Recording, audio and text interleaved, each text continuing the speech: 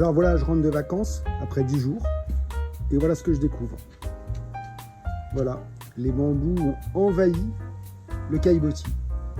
Alors voilà, ils partent d'ici, hein, voilà, en contrebas, ils montent, ils montent, ils montent, ils traversent cette petite touffe de d'alocasia, pardon.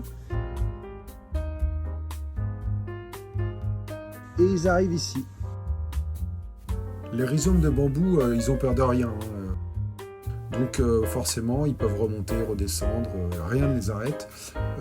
L'avantage de mettre de l'eau chaude dessus, c'est que ça leur envoie un message clair. Et j'ai remarqué qu'ils n'avaient pas envie de repousser après.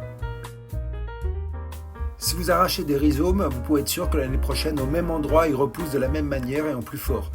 L'eau bouillante, ça les dissuade, et ça leur envoie un message, ils ne reviennent pas. C'est comme pour les rats où j'avais proposé une solution radicale. Là c'est pareil. Voilà ce qu'il faut faire. On met de l'eau bouillante.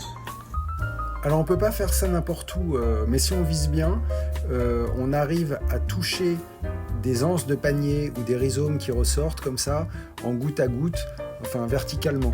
Il ne s'agit pas d'aller toucher d'autres plantes qui seraient autour, sachant que de l'eau bouillante comme ça, ça détruit un peu toute la vie qui est dans la terre.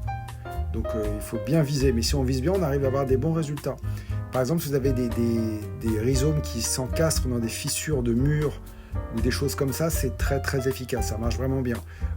Mais c'est pas dans la journée, le résultat c'est au bout d'un mois après, enfin 15 jours, 3 semaines après, on voit le rhizome est tout mou, ça l'a vraiment détruit. Mais c'est pas de la veille pour le lendemain.